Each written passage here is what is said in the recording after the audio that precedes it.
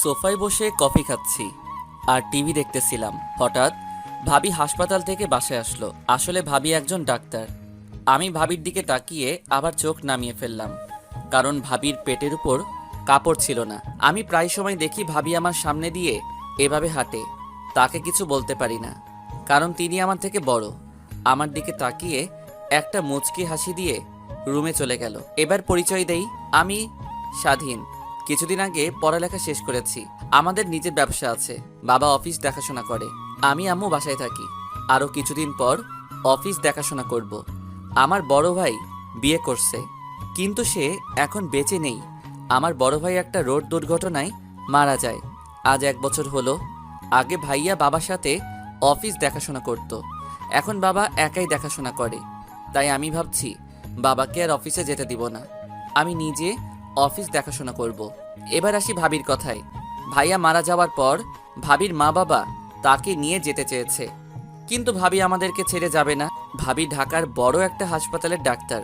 রাতে সবাই মিলে খাবার খেতে লাগলাম, তখন আব্বু বলল, তা আব্বু কবে থেকে অফিস দেখাশোনা করবে? আব্বু, আম্মু ঠিক বলেছে। আমি আরও কিছুদিন পর অফিস দেখাশোনা করব, তারপর তোমাকে ছুটি দিয়ে দিব। ঠিক আছে, তোর যা ভালো মনে হয়। ভাবি, তুমি আমার রুমে কিছু বলবে নাকি? আসলে তোমার সাথে আমার কিছু কথা আছে। কি কথা ভাবি? তুমি কালকে একটু হাসপাতালে যেতে পারবে? কেন ভাবি? আসলে রাস্তা দিয়ে যাওয়ার সময় রাস্তার বখাটে ছেলেগুলো আমাকে দেখে বাজে কথা বলে। তুমি তো গাড়ি নিয়ে হাসপাতালে যাও, তাহলে ওরা তোমাকে খারাপ কথা বলবে কিভাবে? তারা আমার গাড়ি দাঁড় করিয়ে কথাগুলো বলে। তুমি কিছু বলতে পারো না?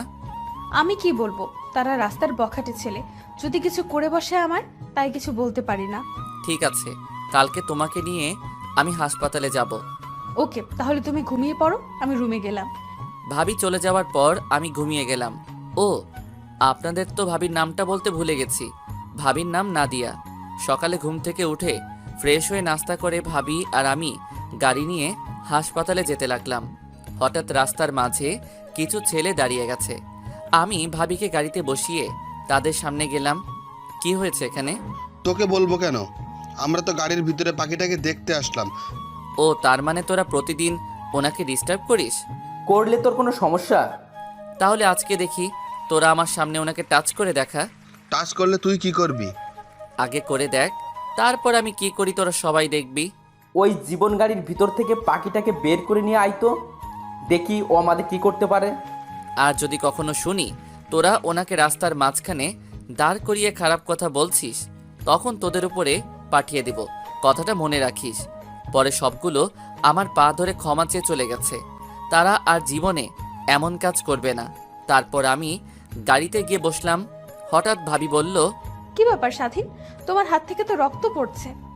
হয়তো তারা ছুরি দিয়ে কেটে দিছে। তোমাকে কে বলেছে তাদের সাথে মারামারি করতে?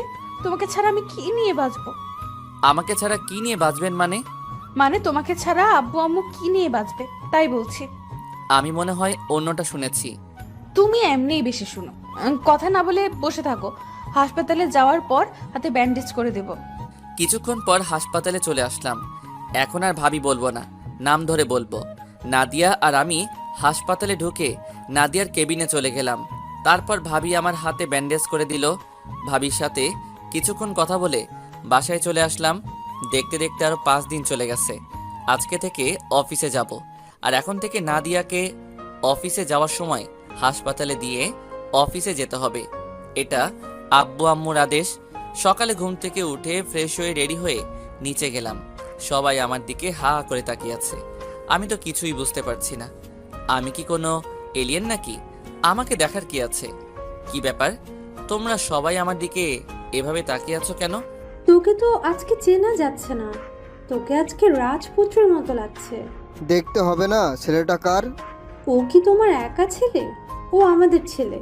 বস বাবা, নাস্তা কর। ভাবি কোথায়? নাদিয়া রেডি হয়ে আসছে, তুই নাস্তা কর। না, ভাবি আসলে সবাই একসাথে করব। কিছুক্ষণ পর নাদিয়া এসে বলল, আমি রেডি। আমি ভাবির দিকে তাকিয়ে অবাক হয়ে গেলাম। ভাবিকে দেখতে আজকে পরীর মতো লাগছে। ভাবি আজকে শাড়ি পরেছে। হঠাৎ ভাবি বলল, কি ব্যাপার স্বাধীন, এভাবে তাকিয়ে কি দেখো? ভাবি, আজকে তোমাকে দেখতে অনেক সুন্দর লাগছে। কোথাও যাবে নাকি? আবার দেখি শাড়ি পরেছো। না, কোথাও না গেলে কি শাড়ি পরা যায় না? আমি তা বলি নাই। ওর সাথে বকিস না তো নাদিয়া। বস, নাস্তা কর। জি আম্মু। নাদিয়া মা, তোমাকে একটা কথা বলার ছিল, কিন্তু এখন বলবো না, কি কথা বাবা? রাতে বলবো। ঠিক আছে বাবা। তারপর নাস্তা করে বাহিরে এসে গাড়ি নিয়ে নাদিয়াকে হাসপাতালে নিয়ে যেতে লাগলাম। তখন ভাবি বলল, আচ্ছা স্বাধীন, তোমার কেমন মেয়ে পছন্দ? হঠাৎ এ কথা বলছো কেন ভাবি? না, এমনি জিজ্ঞেস করলাম। বলো না, কেমন মেয়ে পছন্দ? আমি এমন একটা মেয়েকে পছন্দ করব যে সবসময় আমার বাবা মাকে ভালোবাসবে, আমাকে ভালোবাসবে, সবার সাথে মিলেমিশে চলবে, আমার অনেক কেয়ার করবে, 5 ওয়াক্ত নামাজ আদায় করবে, কোরআন তেলাওয়াত করবে, নিজেকে সবসময় পর্দার আড়ালে রাখবে। এমন মেয়েকে আমি বিয়ে করব। তুমি কখনো কাউকে ভালোবেসেছিলে? আমি জীবনে প্রতিজ্ঞা করেছি, ভালোবাসলে বিয়ের পর বউকে ভালোবাসবো, বিয়ের আগে কাউকে ভালোবাসবো না। আচ্ছা স্বাধীন, আমাকে তোমার কেমন লাগে? এটা আবার কেমন কথা? তোমাকে তো নিজের ভাবির মতো লাগে, এবং আমি তোমাকে নিজের বড় বোনের মতো জানি। ও, নাদিয়া মনে হয় আমার থেকে এমন কথা আশা করে নাই। যাক, কথা বলতে বলতে ভাবির হাসপাতালে চলে আসলাম। ভাবিকে নামাই দিয়ে আমি অফিসে চলে আসলাম। অফিসে ঢোকার সাথে সাথে সবাই আমাকে অভিনন্দন জানিয়েছেন। আমি আমার কেবিনে চলে গেলাম। তারপর কিছু ফাইল দেখতে লাগলাম। বিকালে অফিস শেষ করে হাসপাতালে চলে আসলাম। এসে সামনে তাকিয়ে আমি অবাক হয়ে গেলাম। দেখি ভাবি একটা ছেলের সাথে হেসে হেসে কথা বলছে। আমার কেমন যেন খারাপ লাগছে। আমার কাছে এমন লাগছে কেন? উনি যার তার সাথে কথা বলুক, তাতে আমার কি? উনি একজন ডাক্তার, সবার সাথে কথা বলতে পারে। আমার গাড়ি দেখে ভাবি ছেলেটাকে বিদায় দিয়ে গাড়িতে এসে বসলো। তারপর ভাবিকে নিয়ে বাসায় যেতে লাগলাম। আজকে প্রথম দিন অফিস কেমন লাগছে? ভালোই, সবাই আমাকে কি সুন্দর করে আপন করে নিছে। ও, আচ্ছা ভাবি, ছেলেটা কে ছিল? তুমি কোন ছেলের কথা বলছো? হাসপাতালের সামনে দাঁড়িয়ে কথা বলছিলে। ও, তুমি ওই ছেলের কথা বলছো? ওর মা অসুস্থ, আজকে তার মায়ের অপারেশন আমি করেছি। তখন সে ছেলেটা বলল তার মা বাঁচবে কিনা, যত টাকা লাগে সে দেবে তার মাকে বাঁচিয়ে তোলার জন্য। ও, তুমি কি বলছো? আমি বলছি মরা বাঁচা আল্লাহর হাতে, আমরা মাত্র উসিল্লা। আল্লাহর কাছে দোয়া ও প্রার্থনা করেন, দেখবেন আল্লাহ আপনার মাকে সুস্থ করে দেবেন। ও, কথা বলতে বলতে বাসায় চলে আসলাম। বাসার ভিতরে ঢুকে আমার রুমে চলে আসলাম। রাতে সবার সাথে খাবার খেয়ে রুমে চলে আসলাম। তারপর কিছুক্ষণ মোবাইল টিপে ঘুমিয়ে পড়লাম। এবার আপনাদের বলি, ভাইয়া বিয়ে করার পরের দিন মার্কেট থেকে আসার সময় গাড়ি দুর্ঘটনায় মারা যায়। আগে ভাইয়ার সাথে ভাবির প্রেম ছিল, আর আমি তেমন ভাবির সাথে কথা বলতাম না, কারণ মেয়েদের সাথে কথা বলতে আমার লজ্জা করে, তাই ভাবির সাথে তেমন কথা বলি নাই। ভাইয়া মারা যাওয়ার পর ভাবির সাথে আস্তে আস্তে কথা বলতে থাকি। নাদিয়ার বয়স বেশি না, আমার থেকে 1 বছরের বড়। নাদিয়ারা অনেক টাকা পয়সার মালিক, আমাদের থেকে তাদের 1 গুণ বেশি আছে। নাদিয়ার আম্মু আব্বু মাঝে মাঝে আমাদের বাসায় এসে দেখে যায়। তাদের এত কিছু থাকার পরেও আমাদের সাথে থাকে। মনেতে আকাশ হয়ে রয়েছে ছড়িয়ে, বলো না কোথায় রাখি তোমায় লুকিয়ে। থাকি যে বিবর হয়ে শয়নে স্বপনে, যেও না হৃদয় থেকে দূরে হারিয়ে। আমি যে ভালোবাসি শুধুই তোমাকে। খুব নিশীতে কষ্ট হলে মাথা রেখো চাঁদের কোলে, তবুও যদি কষ্ট থাকে চোখ রেখো আমার চোখে। কষ্ট রেখো না বুকের মাঝে, পাঠিয়ে দিও আমার কাছে। সকালে ঘুমিয়েছিলাম, হঠাৎ ভাবি ডাকতে লাগলো। আসলে ভাবি প্রায় সময় আমাকে সকালে ঘুম থেকে ডেকে ওঠায়। আম্মু তেমন আমাকে উঠায় না। সাথে ওঠো। আর একটু ঘুমাই ভাবি। কয়টা বাজে খেয়াল আছে তোমার? কয়টা বাজে ভাবি? 9টা বাজে।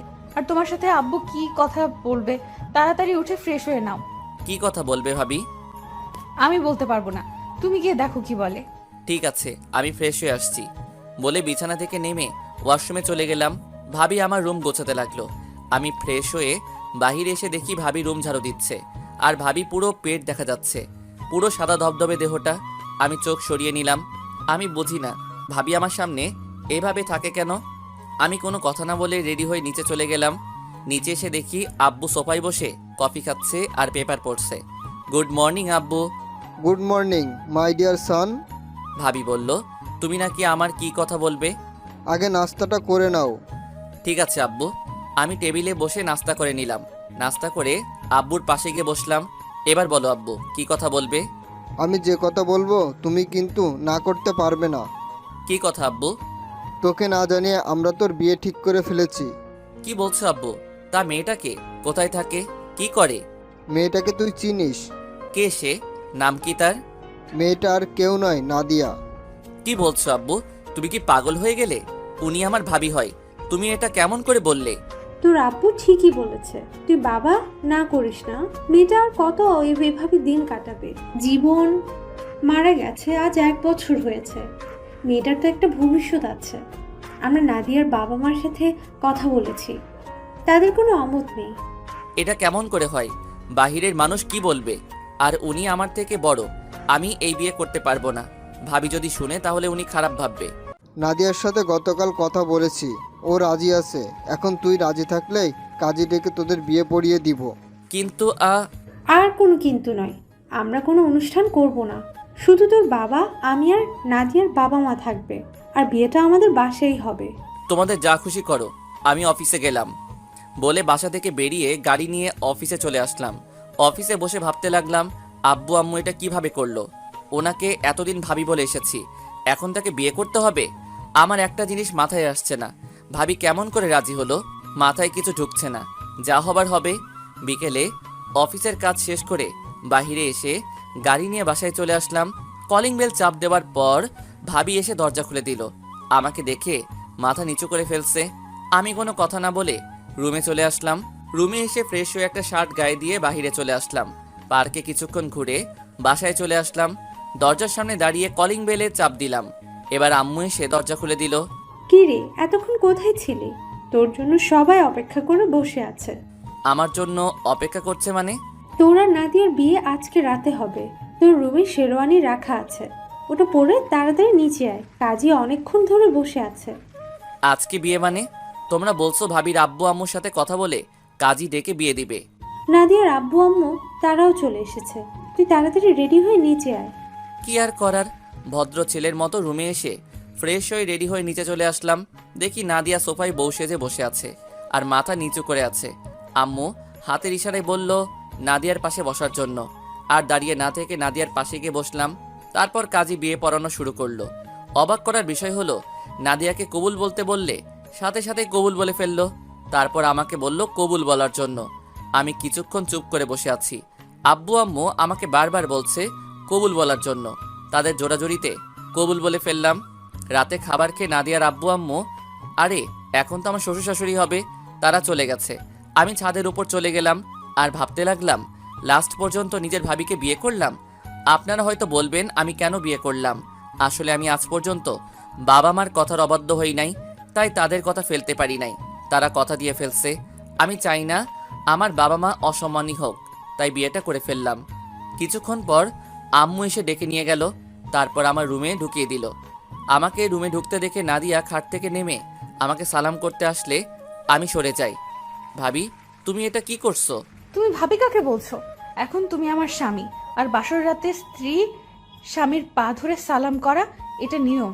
তুমি কিভাবে বিয়েতে রাজি হলে? আমি না তোমার ভাইয়ের মতো? তাহলে তুমি আমাকে বিয়ে করলে কেন? রাস্তায়, হাসপাতালে মানুষে অনেক কথা বলে আমাকে। তাদের কথা শুনে মাথা নিচু করে হাঁটি। তারা বলে আমার তো স্বামী নাই, তাই তাদের সাথে রাত কাটাতে। রাস্তার বখাটে ছেলেরা নানান ভাষায় কথা বলে, তাই বাবা মার কথায় না করতে পারি নাই। ঠিক আছে, তুমি ঘুমিয়ে পড়ো, আমি সোফায় গিয়ে ঘুমিয়ে পড়ি। তুমি সোফায় কেন ঘুমাবে? তুমি আমার সাথে ঘুমাবে। তুমি আমার ভাবি, তোমার সাথে আমি কি করে ঘুমাই বলো? এখন আমি তোমার স্ত্রী, সো এখন থেকে আমার নাম ধরে ডাকবে। চলো, তুমি আমার সাথে ঘুমাবে। আজকে না আমাদের বাসর রাত। তুমি বিছানায় শুয়ে পড়ো, আমি কেমন আনইজি ফিল করতেছি। হঠাৎ নাদিয়া এমন কথা বলল। আমি তো অবাক হয়ে গেলাম। তুমি কি আমার সাথে ঘুমাবে, নাকি এখন আব্বু আম্মুকে ডাক দিব? ভাবি, তুমি আমার সাথে এভাবে কথা বলছো কেন? আর একবার ভাবি বলে ডাকলে মাথা ফাটিয়ে দিব। তাড়াতাড়ি বিছানায় এসো। আমি আর কোনো কথা না বলে বিছানার একপাশে শুয়ে পড়লাম। নাদিয়ার কথা হঠাৎ এমন হলো কেন? আজ 1 বছর তো এরকম দেখি নাই। নাদিয়া লাইট অফ করে এসে আমার পাশে শুয়ে পড়লো। তারপর আমাকে পিছন থেকে জড়িয়ে ধরলো। জীবনে এই প্রথম কোনো মেয়ে আমাকে জড়িয়ে ধরলো, তাও আবার নিজের ভাবি। থুক্কু, এখন তো বউ। আমার কাছে কেমন যেন লাগছে। প্লিজ আমাকে ছেড়ে দিন, আমার কাছে কেমন যেন লাগছে। তোমাকে ছাড়ার জন্য তো ধরি নাই। তুমি এখন আমাকে আদর করো। আমি পারবো না। বেশি কথা বলে আব্বু আম্মুকে ডাক দেব। কথায় কথায় আব্বু আম্মুকে ডাক দেওয়ার কথা বলো কেন? আসলে আপনার কি হয়েছে? আপনি তো আগে এমন ছিলেন না। সেটা তোমার না জানলেও চলবে। তোমাকে বলছি না আদর করতে আমাকে। আজকে না করলে হয় না? বুঝেছি, যা করার আমাকেই করতে হবে। বলে আমার ঠোঁটের সাথে ঠোঁট লাগিয়ে দিল। আমার ঠোঁট দুটো পাগলের মতো চুষতে লাগলো। যেভাবে চুষতে লাগলো মনে হয় আমার ঠোঁট দুটো চকলেটের মতো মিষ্টি। কিস করতে করতে আমার শরীরের জামা কাপড় খুলতে লাগলো। হায় আল্লাহ, এখন তো আমি মেয়েদের কাছে পুরুষ নির্যাতন হতে আসি। তোমরা কেউ আমাকে ভাবি থুক্কু নাদিয়ার হাত থেকে বাঁচাও। নাদিয়ার এমন কাহিনী দেখে নিজেকে আর কন্ট্রোল করতে পারি নাই। আমিও নাদিয়ার সাথে সাড়া দিতে লাগলাম। আমি নাদিয়ার পুরো শরীরে কিস করতে লাগলাম। নাদিয়া আমাকে শক্ত করে জড়িয়ে ধরে আছে। তারপর বাকিটা আর জানতে হবে না, ইতিহাস হয়ে রয়ে গেল। সকালে ঘুম থেকে উঠে দেখি নাদিয়ার শরীরে কোনো কাপড় নেই, তার বুকের উপর একটা তিল আছে। ওটা আমাকে কাছে টানছে। আমি নাদিয়ার বুকের উপর কিস করতে লাগলাম। নাদিয়া আমাকে শক্ত করে জড়িয়ে ধরলো। সকালবেলা আরেকবার হয়ে গেছে। তারপর দুজনে একসাথে ওয়াশরুমে ঢুকে ফ্রেশ হয়ে নিচে চলে গেলাম। দুজনে দুইটা চেয়ার টেনে বসলাম। আম্মু আমাদের নাস্তা দিল। দুজনে খেয়ে রুমে চলে আসলাম। এভাবে চলতে লাগলো আমাদের দুষ্টু মিষ্টি ভালোবাসা। আমি এখন অফিস দেখাশোনা করি আর নাদিয়া বাসায় আব্বু আম্মুর সেবা যত্ন করে। দুজনে একসাথে গোসল করে নিচে চলে আসলাম। আব্বু আম্মু টেবিলে আমাদের জন্য অপেক্ষা করতে লাগলো। দুজনে দুইটা চেয়ার টেনে বসলাম। নাদিয়া, মা স্বাধীনকে নাস্তা দাও। দিচ্ছি আম্মু। নাদিয়া আমাকে নাস্তা দিল। তারপর নাস্তা খেয়ে রুমে চলে আসলাম। নাদিয়া আমার পিছন দিয়ে রুমে ঢুকলো। ঢুকে দরজা বন্ধ করে আমাকে জড়িয়ে ধরলো। আচ্ছা, তোমার হঠাৎ এত পরিবর্তন কেন? কারণ আমি যে তোমাকে ভালোবাসি তাই। মানে কবে থেকে? তোমার মনে আছে একদিন একটা বাচ্চা গাড়ির সাথে ধাক্কা খেয়ে পড়ে গেছে আর তুমি বাচ্চাটাকে নিয়ে হাসপাতালে ভর্তি করিয়ে দিলে? মনে আছে। তুমি জানলে কি করে? তুমি জানো বাচ্চাটাকে? সেটা আমি জানি না। রাস্তায় পড়েছিল, কেউ তাকে ধরছে না, তাই আমি তাকে হাসপাতালে নিয়ে ভর্তি করিয়ে দিলাম। পরে ডাক্তার বলল রক্ত লাগবে। আমার এক বন্ধুর রক্তের গ্রুপের সাথে বাচ্চাটার রক্তের গ্রুপ মিলছিল। তারপর বন্ধুকে ফোন দিয়ে নিয়ে এসে বাচ্চাটাকে রক্ত দিলাম। বাচ্চাটার মা সাথে ছিল। তারপর ওনাকে বলে আমরা চলে আসলাম। বাচ্চাটা আমার বান্ধবী বিথির ছোট ভাই ছিল। যখন আমি আর বিথি হাসপাতালে গিয়ে কেবিনে ঢুকবো তখন তুমি আর তোমার বন্ধু কেবিন থেকে বেরিয়ে গেছো। আমি ভিতরে গিয়ে আন্টিকে বললাম তোমার কথা। তখন আন্টি তোমার কথা বলে। আন্টির থেকে তোমার কথা শুনে অনেক ভালো লাগলো। তারপর তোমাকে অনেক খুঁজেছি কিন্তু কোথাও পাইনি। তার কিছুদিন পর তোমার মা বাবা দেখতে যায়, তাদের আমাকে পছন্দ হয়। এরপর কি হলো তুমি তো জানো। ভাইয়ের বিয়ের সময় আমার কি হয়েছে তুমি তো জানো, কিন্তু আমার পাঠক পাঠিকা তারা জানে না। তাহলে শুনুন, ভাইয়ের বিয়ের সময় আমি অনেক অসুস্থ ছিলাম। আমি হাসপাতালে ভর্তি ছিলাম। আমার প্রচণ্ড জ্বর ছিল। বিয়ের আগের দিন আমাকে বাসায় নিয়ে আসে। আমি তখন মোটামুটি সুস্থ ছিলাম। ভাইয়ের বিয়ের দিন আমি ভাবিদের বাড়িতে যাইনি। বিয়ের দিন তোমার চেহারা আমার চোখের সামনে খালি ভেসে উঠেছে। তারপর তোমার আশা ছেড়ে দিয়ে বিয়ে করে ফেললাম। তোমাদের বাড়িতে আমাকে নিয়ে আসার পর যখন তুমি আমাকে দেখতে এসেছো তখন যেন আমার মাথায় আকাশ ভেঙে পড়লো। শাশুড়ি আম্মা যখন বলল তুমি আমার দেবর, আমি তো বিশ্বাস করতে পারছি না। তারপর চিন্তা করলাম জীবন সাথী হিসাবে নাহি পেলাম, তবে দেবর হিসেবে তো পেলাম। বিয়ের পরের দিন যখন শুনলাম গাড়ির দুর্ঘটনায় মারা গেছে তখন আমার সব অন্ধকার হয়ে গেছে। 3 মাস পরে যখন কিছুটা স্বাভাবিক হলাম তখন তোমাকে পাবার আশা শুরু করলাম। আবার এটাও ভেবেছিলাম তোমার সাথে কি আমাকে বিয়ে দিবে। আমি তো তোমার থেকে বড়। আমার মা বাবা যখন বলল আমাকে নিয়ে যাবে তখন আমি তোমার কারণে যাইনি। বিয়ের আগের দিন রাতে আব্বু আম্মু আমাকে তার রুমে নিয়ে বলল তোমার সাথে আমাকে বিয়ে দিবে। আমি রাজি কিনা। আব্বুর কথা শুনে আমি অনেক খুশি হয়ে গেলাম। তখন আমি আব্বুকে বললাম আমি তো রাজি, স্বাধীন কি রাজি হবে? আব্বু বলল এটা নিয়ে আমাকে চিন্তা করতে হবে। স্বাধীন আজ পর্যন্ত আমাদের কথার অবাধ্য হয়নি। তুমি এই নিয়ে চিন্তা করো না, আমরা সব ব্যবস্থা করছি। এরপর কি হলো সব তো তুমি জানো। তাহলে তুমি আমাকে বললে না কেন তুমি আমাকে ভালোবাসো? ভয়ে বলতে পারি নাই। যদি তোমার মা বাবা আমাকে ঘর থেকে বের করে দেয় তখন তো আর তোমাকে দেখবো না। তোমাকে আমার কথায় অনেকভাবে বুঝিয়েছি কিন্তু তুমি বোঝো নাই। ঠিক আছে, এবার আমাকে ছাড়ো। অনেকক্ষণ ধরে ছিলে। দরজা খোলা, কেউ চলে আসবে। না, আমি ছাড়বো না। আমাকে একটা কিস দাও, তারপর ছাড়বো। সকালে ঘুম থেকে উঠে দিছি না? আমার এখন লাগবে। আচ্ছা, তুমি এত রোমান্টিক কবে থেকে হয়েছো? তোমাকে আপন করে পাওয়ার পরে। এখন বেশি কথা না বলে আমাকে একটা কিস করো। কি আর করার। আমি নাদিয়ার মাথা উঁচু করে তার ঠোঁটের সাথে ঠোঁট লাগিয়ে দিলাম। দুজন দুজনকে কিস করতে লাগলাম। প্রায় 5 মিনিট পর ছেড়ে দিলাম। দেখতে দেখতে 7 দিন চলে গেল। আজকে থেকে অফিসে যেতে হবে। নাদিয়াকে সাথে করে নিয়ে যেতে হবে। তাকে হাসপাতালে নামিয়ে দিয়ে আমি অফিসে চলে যাব। সকালবেলা ঘুম থেকে উঠে দুজনে ফ্রেশ হয়ে নাস্তা করে গাড়ি নিয়ে বের হয়ে পড়লাম। নাদিয়া আমার ঘাড়ে মাথা দিয়ে রাখলো আর এক হাত তার হাতের ভিতরে রাখলো। কথা বলতে বলতে নাদিয়ার হাসপাতালে চলে আসলাম। নাদিয়া গাড়ি থেকে নামার আগে এমন কিছু করবে আমি তো কল্পনাও করতে পারিনি। নাদিয়া গাড়ি থেকে নামার আগে আমার ঠোঁটের সাথে তার ঠোঁট এক করে দিল। 2 মিনিট পর ছেড়ে দিয়ে নেমে গেল আর ভিতরে ঢুকার আগে বলে গেল অফিস থেকে দুপুরে হাসপাতালে চলে আসতে, দুজনে একসাথে লাঞ্চ করব। আমি ঠিক আছি বলে গাড়ি নিয়ে অফিসে চলে আসলাম। 7 দিন পরে অফিসে আসলাম। অনেক কাজ জমে গেছে, তাই বসে বসে কাজ করতে লাগলাম। কাজ করতে করতে দুপুরে লাঞ্চের টাইম হয়ে গেছে। হাতের কাজ এখনো কিছু বাকি আছে। পরে চিন্তা করলাম লাঞ্চ করে এসে করব। তারপর ম্যানেজারকে বলে অফিস থেকে বেরিয়ে গাড়ি নিয়ে নাদিয়ার হাসপাতালে চলে আসলাম। গাড়ি থেকে নাদিয়াকে ফোন দিলাম, কিন্তু নাদিয়া ফোন ধরলো না। আরও 2-3 বার দিলাম। অবাক করার বিষয় হলো নাদিয়া আমার ফোন রিসিভ করেননি। তাই গাড়ি পার্কিং করে হাসপাতালের ভিতরে ঢুকে গেলাম। আমি সোজা নাদিয়ার কেবিনে যেতে লাগলাম। কেবিনের সামনে এসে সোজা ঢুকে গেলাম। তারপর ভিতরে যেটা দেখলাম তার জন্য মোটেও প্রস্তুত ছিলাম না। এই পৃথিবীতে প্রিয় মানুষগুলোকে ছাড়া বেঁচে থাকাটা কষ্টকর, কিন্তু অসম্ভব কিছু নয়। কারো জন্য কারো জীবন থেমে থাকে না, জীবন তার মতোই প্রবাহিত হয়। তাই যেটা ছিল না সেটা না পাওয়াই থাক। সব পেয়ে গেলে জীবনটাও একঘেয়েমি হয়ে যায়। মনে রেখো, পৃথিবীর সকল কষ্টই ক্ষণস্থায়ী। কারোর সাথে অভিমান করতে হলে তার উপর মিনিমাম একটা অধিকার থাকা লাগে, না হলে সে কখনোই তোমার অভিমান ভাঙাতে আসবে না। কিন্তু আমি সেটা ভুলে গেছিলাম 2 দিনের কথা বলায় কারো উপর কোনো অধিকার তৈরি হয় না। যেটা তৈরি হয় সেটা শুধুমাত্র একটা মনুষ্যত্ব ছাড়া আর কিছুই না। নাদিয়ার কেবিনের ভিতরে ঢুকে যেটা দেখলাম তার জন্য মোটেও প্রস্তুত ছিলাম না। আরে পাঠক পাঠিকা ভাই বোনেরা, আপনারা কি ভাবছেন খারাপ কিছু দেখছি? ভুল ধারণা।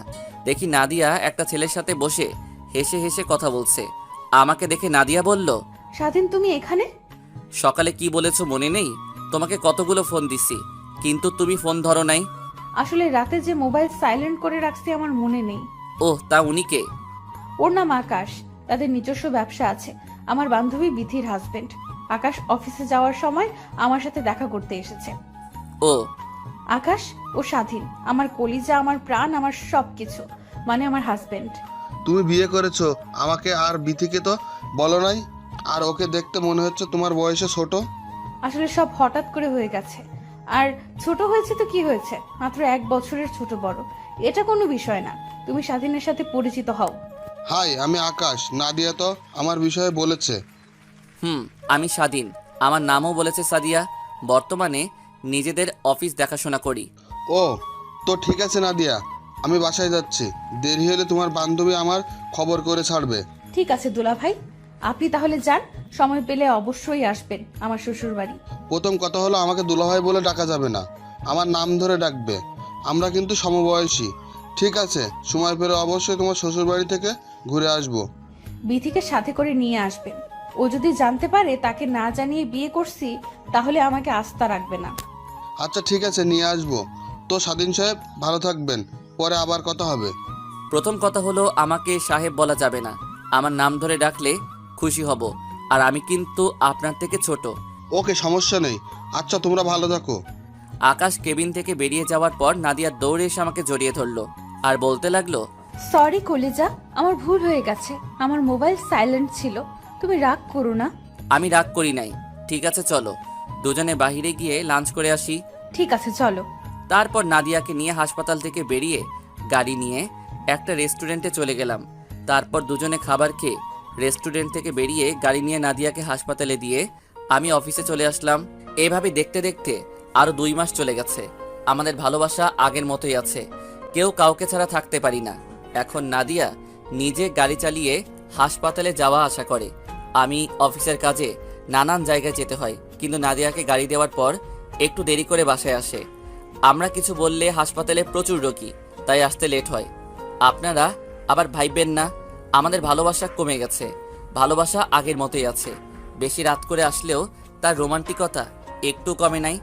সকালে ঘুম থেকে উঠে দেখি নাদিয়া আমাকে জড়িয়ে ধরে আছে। তার চেহারার দিকে তাকালে আমি সবকিছু ভুলে যাই। কেমন একটা মায়া আছে নাদিয়ার চেহারায়। আমি নাদিয়ার কপালে একটা দিয়ে উঠতেই নাদিয়া আমাকে টান দিয়ে খাটে ফেলে ঠোঁটের সাথে ঠোঁট এক করে দিল।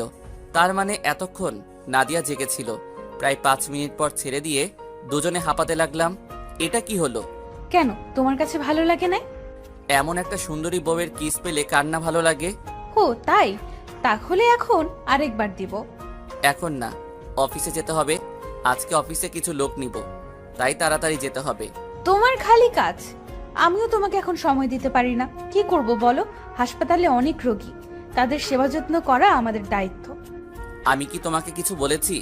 আমি চাই তুমি সব সময় মানুষের সেবা যত্ন করে যাও। তুমি তো জানো আমি গরিব দুঃখী মানুষের সেবা বিনামূল্যে করি, তাদের কষ্ট আমার সহ্য হয় না। আমি তো জানি আমার জানুটা কেমন। এবার উঠো। তারপর দুজনে উঠে ফ্রেশ হয়ে নাস্তা করে বাসা থেকে বেরিয়ে আমি গাড়িতে উঠতে গেলে নাদিয়া দৌড়ে এসে আমার কপালে চুমু দিয়ে গাড়ি নিয়ে চলে যায়।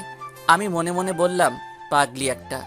তারপর আমি গাড়ি নিয়ে অফিসে চলে আসলাম। সবাই দাঁড়িয়ে সালাম দিল। আমি সবাইকে বসতে বলে নিজের কেবিনে চলে আসলাম। তারপর ম্যানেজারকে ফোন দিলাম। ম্যানেজার সাহেব, সবাই কি চলে এসেছে? জি স্যার, আমি কি একজন একজন করে পাঠিয়ে দিব? ওকে, ঠিক আছে, দিন। Okay sir.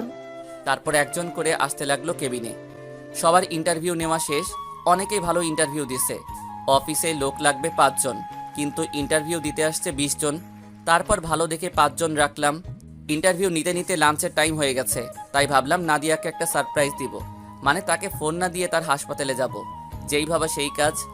অফিস থেকে বেরিয়ে গাড়ি নিয়ে নাদিয়ার হাসপাতালে চলে গেলাম। গাড়ি পার্কিং করে হাসপাতালে ঢুকে তার কেবিনে যেতে লাগলাম। এখানে হাসপাতালের সবাই আমাকে চিনে, আমি নাদিয়ার জামাই। আমি সোজা নাদিয়ার কেবিনে ঢুকে অবাক হয়ে গেলাম। দেখি নাদিয়া মনমরা হয়ে বসে আছে। আমাকে তার কেবিনে দেখে দৌড়ে এসে জড়িয়ে ধরে কান্না করে দিল। আমি তো কিছুই বুঝতে পারছি না। নাদিয়া জানো, কি হয়েছে তোমার?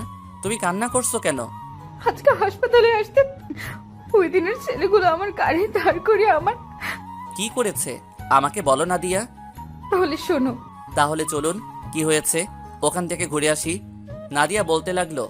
আমি গাড়ি চালিয়ে হাসপাতালে আসতেছিলাম, তখন ছেলেগুলো আমার গাড়ির মাঝখানে দাঁড়িয়ে গেল। আমি গাড়ি দাঁড় করালাম, তখন একটা ছেলে বলল, পাখি গাড়ি থেকে নেমে আসো। আরে পাখি, বসে আছো কেন? শুনছি তুমি নাকি আরেকটা বিয়ে করছো, তাও আবার দেবরকে। তো তোমার দেবর ঠিকভাবে দিতে পারে? না পারলে আমাদের বলো, আমরা খুশি করে দিব। আপনাদের ঘরে মা বোন নেই? রাস্তায় একটা মেয়ের গাড়ি দাঁড় করিয়ে এসব কথা বলতে লজ্জা করে না? ঘরে মা বোন সবাই আছে, শুধু কারোর বউ নেই। আমাদের কোনো লজ্জাও নেই। যদি তোমার জুনিয়র জামাই না পারে, আমাদের কাছে এসো। তখন আমি গাড়ি চালিয়ে হাসপাতালে চলে আসলাম। এসে সকাল থেকে অনেক কান্না করেছি। আমি নাদিয়াকে শক্ত করে জড়িয়ে ধরে বললাম, আমি থাকতে তোমার কেউ কিছু করতে পারবে না, আমার উপর ভরসা রাখো। তারপর নাদিয়াকে নিয়ে হাসপাতাল থেকে বেরিয়ে গাড়ি নিয়ে আগে একটা রেস্টুরেন্টে ঢুকে খাবার খেয়ে বাসায় যেতে লাগলাম। বাসায় যাওয়ার সময় একজনকে ফোন। কাকে ফোন দিলাম কিছুক্ষণ পর জানতে পারবেন। তারপর গাড়ি চালিয়ে বাসায় যেতে লাগলাম আর ড্রাইভারকে ফোন দিয়ে বললাম নাদিয়ার হাসপাতালের সামনে থেকে আমার গাড়িটা নিয়ে বাসায় যেতে। যেতে যেতে হঠাৎ সকালের ছেলেগুলো গাড়ির সামনে দাঁড়িয়ে গেল। নাদিয়ার সাথে আমাকে দেখে বলল, কি ব্যাপার পাখি, সকালে দেখলাম একা গেছো, এখন দেখছি জুনিয়র জামাইকে সাথে নিয়ে আসতো। আমার মনে হয় সকালের কথাগুলো তার জামাইয়ের কাছে বলেছে, এখন মনে হয় তার স্বামী আমাদের কাছে পাখিকে নিয়ে আসছে। তাদের কথা শুনে গাড়ি থেকে একটা রড বের করে সবগুলোকে ইচ্ছে মতো মারতে লাগলাম। সবগুলো মায়ের খেয়ে রাস্তায় গড়াগড়ি খাচ্ছে। হঠাৎ পুলিশের গাড়ি চলে আসলো। স্বাধীন, ওদের ছেড়ে দেই, ওরা মারা যাবে। আমাকে ছেড়ে দেয় রাসেল, আজকে আমি ওদের মেরেই ফেলবো। আমার বউকে এসব কথা বলার সাহস ওরা কোথায় পেল? শোন, আইন নিজের হাতে তুলে নিস না, তুই ওদের আমার কাছে ছেড়ে দে, ওদের ব্যবস্থা আমি নিজ হাতে করব। রাসেলের কথায় ওদেরকে ছেড়ে দিলাম। রাসেল ওদের গাড়িতে উঠাই নিয়ে গেল। এবার আপনাদের বলি, আমি গাড়ি থেকে রাসেলকে ফোন দিলাম। রাসেল কিছুদিন হলো পুলিশের চাকরিতে জয়েন করেছে। সব থেকে বড় কথা হলো রাসেল আমার কলেজের বন্ধু। তো যাই হোক, গাড়িতে আসার পর নাদিয়া আমার পুরো শরীর দেখতে লাগলো। কি করছো তুমি? তোমার কোথাও লাগেনি তো? আরে আমার কোথাও লাগে নাই, যে মাইর দিছি মনে হয় না একমাত্র বিছানা থেকে উঠতে পারবে। আমি অনেক ভয় পেয়ে গেছি, যদি ওরা তোমার ক্ষতি করতো। ওরা আমার কিছু করতে পারবে না। তারপর কথা বলতে বলতে বাসায় চলে আসলাম। বাসায় এসে কলিং বেল চাপ দিলাম। আম্মু এসে দরজা খুলে দিল। আমাদের দুজনকে দেখে আম্মু হয়তো অবাক হয়ে গেছে। কি রে, দুজনে আজকে এত তাড়াতাড়ি চলে আসলি যে? শরীর খারাপ নাকি তোদের?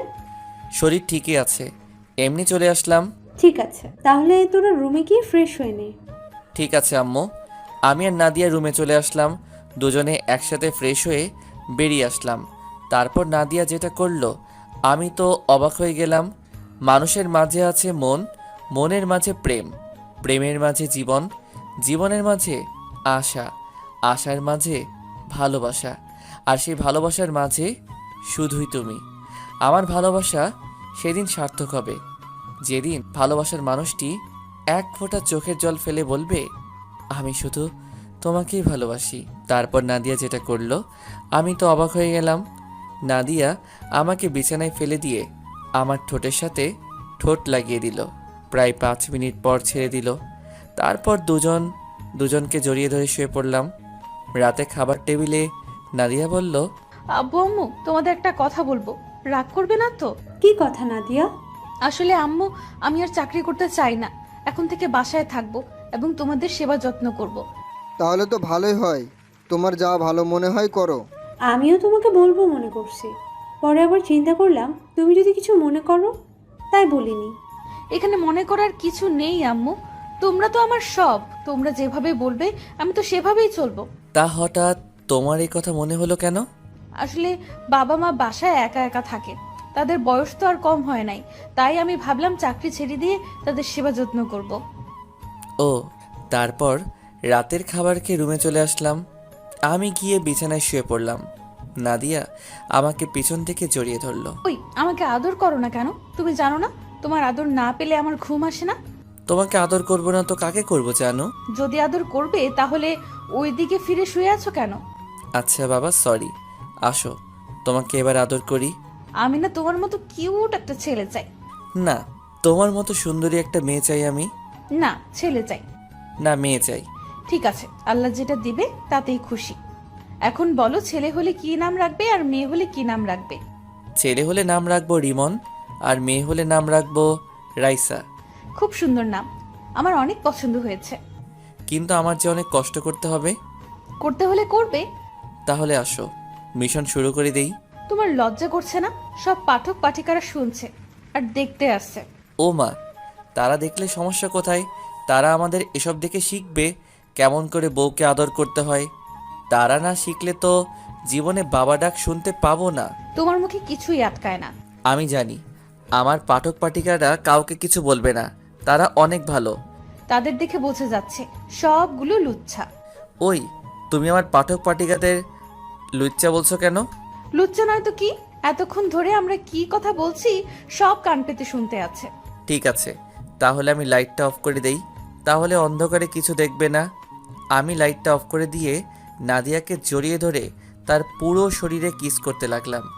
নাদিয়া আমাকে শক্ত করে জড়িয়ে ধরে আছে। আস্তে আস্তে নাদিয়ার পেটের উপর কাপড়টা সরিয়ে কিস করতে লাগলাম। নাদিয়া আমার মাথার চুল খামচে ধরল। তার নাদিয়ার নাভির নিচে আসতে লাগলাম। ও মা, নাদিয়া তো ঠিকই বলেছে, আমার পাঠক পাঠিকারা অনেক লুচ্চা। আমরা বউ জামাই কি করছি সব কিছু দেখছে, অনেক দেখছেন। আর দেখা লাগবে না। আমি এখন সন্তান আনার মিশনে আছি। বিয়ে করে জেনে নেবেন তারপর কি করেছি আমরা। তো দেখতে দেখতে আরও 1 মাস চলে গেল। আমি এখন অফিসের কাজে ব্যস্ত থাকি। নাদিয়া বাসায় আব্বু আম্মুর সেবা যত্ন করে। আমার আর নাদিয়ার ভালোবাসা আগের মতো আছে।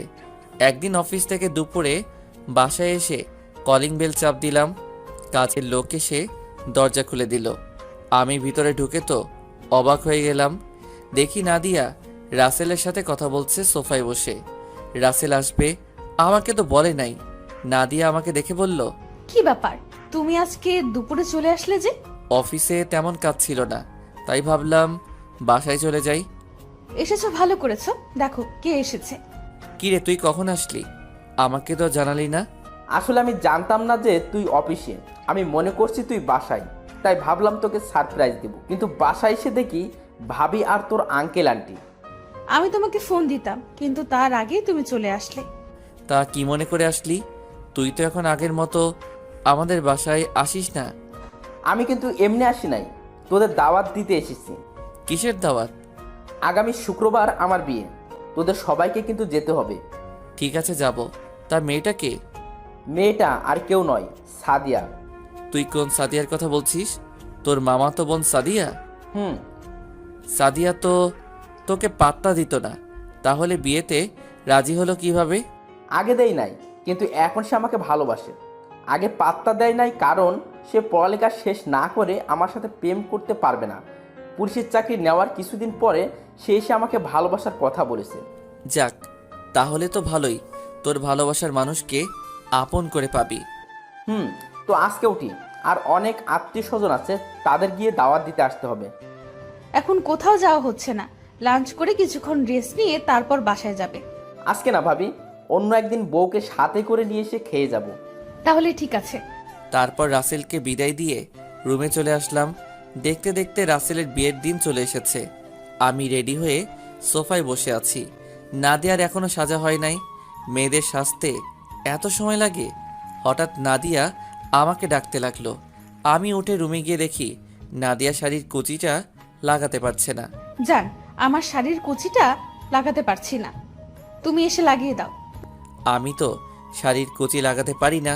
সমস্যা নেই, আমি তোমাকে দেখিয়ে দিচ্ছি, তুমি এদিকে আসো। আমি নাদিয়ার সামনে গেলাম। নাদিয়ার পেটের উপর কোনো কাপড় নেই, সাদা ধবধবে পেটটা। আমি তার পেটের উপর তাকিয়ে আছি। নাদিয়া আমার দিকে তাকিয়ে দেখে আমি তার পেটের দিকে তাকিয়ে আছি। এখন দেখা লাগবে না, তোমার জিনিস সারা জীবন দেখতে পাবে। আমি আর কোনো কথা না বলে নাদিয়ার কথা মতো শাড়ির কুচিটা পরিয়ে দিতে লাগলাম। যখন কুচিটা পেটের উপর দিয়ে ঢুকিয়ে দিলাম, নাদিয়া চোখ বন্ধ করে আমাকে জড়িয়ে ধরলো।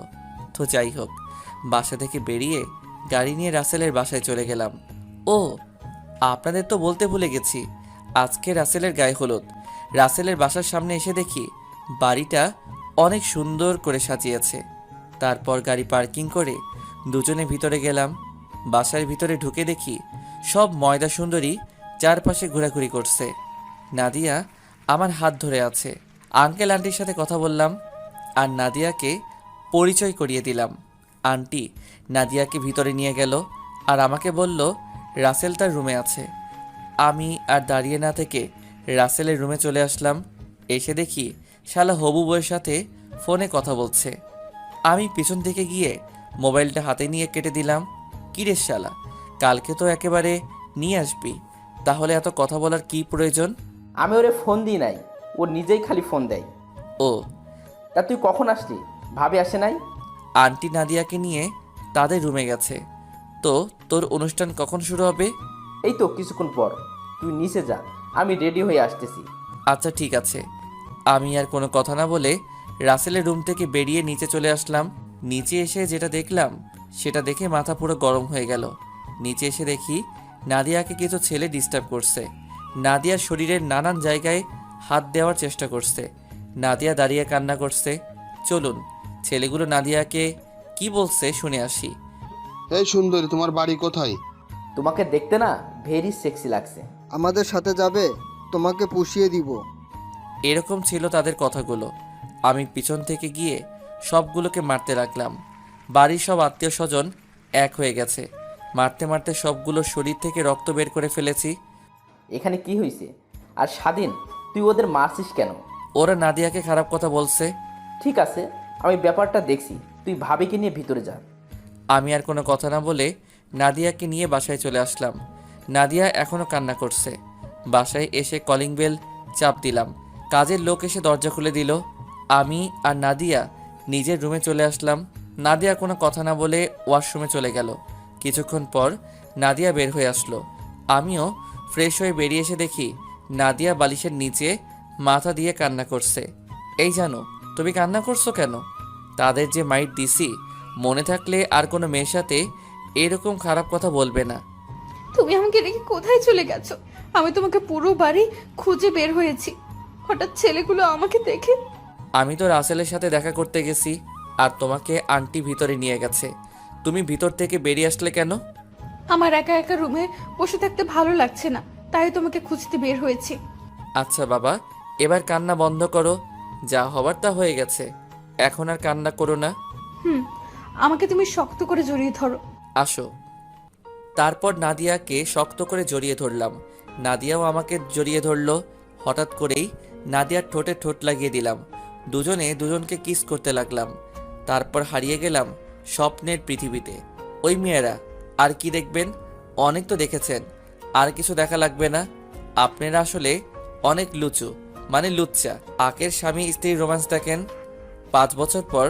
ও বেবি কাম কাম কাম তুমি। হঠাৎ রিমনের মুখে এই গান শুনে আমি তো অবাক হয়ে গেলাম। তার মানে রিমন হিরো আলমের ভক্ত, কিন্তু ও এই গান কোথায় শুনছে? বাবা, তুমি এই গান কোথায় শুনছো? এটা তো তোমার মোবাইলে শুনেছি বেবে। তুমি জানো এই গান শুনে তোমার আম্মু 3 ঘন্টা জ্ঞান হারা ছিল? কেন আব্বু? সেটা তো বাবা বলতে পারবো না। শুনেছি আরো অনেক মানুষের তোমার আম্মুর মতো অবস্থা হয়েছে। কিন্তু আব্বু, আমি তো মোহনাকে এই গান শুনিয়েছি, কিন্তু ওর তো কিছু হয় নাই। ও তো ছোট মানুষ, তাই ওর কিছু হয় নাই। তুমি এসব গান আর শুনো না বাবা, তুমি ঠিক মতো পড়ালেখা করো। ঠিক আছে আব্বু। রিমন চলে গেল। এতক্ষণ হয়তো বুঝতে পেরেছেন রিমন আমার ছেলে, আর মোহনা হলো বিথির মেয়ে। রিমন আর মোহনা দুজনে সমবয়সী, দুজন একসাথে খেলাধুলা করে। রাসেল আর সাদিয়ার বিয়েতে আর যাওয়া হয়নি। পরে রাসেল আমার কাছে এসে ওই ঘটনার জন্য ক্ষমা চেয়েছে। রাসেলের একটা মেয়ে আছে, ওর বয়স 1 বছর 3 মাস। তো যাই হোক, আমি রুমে এসে দেখি নাদিয়া রুম গোছাচ্ছে। আমি গিয়ে পিছন থেকে জড়িয়ে ধরলাম। কি হলো, হঠাৎ পেছন থেকে জড়িয়ে ধরলে? তোমাকে আদর করতে ইচ্ছে করছে। তোমার জিনিস, এখানে বলার কি আছে? তুমি যখন তখন আমাকে আদর করতে পারো। তাহলে চলো রিমনের একটা বোন নিয়ে আসি। আসো। তারপর নাদিয়াকে কোলে তুলে নিয়ে বিছানায় শুইয়ে দিয়ে তার শরীরে কিস করতে লাগলাম। আস্তে আস্তে কি তা আমি আর জানি না, অনেকেই দেখছেন, আর দেখা লাগবে না। আমি এখনো সিঙ্গেল। তো এভাবে চলতে লাগলো আমাদের সংসার। আমরা অনেক হ্যাপি আছি। সবাই আমাদের জন্য দোয়া করবেন, আমরা যেন সারা জীবন একসাথে সুন্দরভাবে জীবনযাপন করতে পারি। তো কেমন হয়েছে জানাবেন। পুরো গল্পে পাশে থাকার জন্য ধন্যবাদ সবাইকে। সবাই লাইক এবং কমেন্ট দিয়ে জানাবেন কেমন হয়েছে।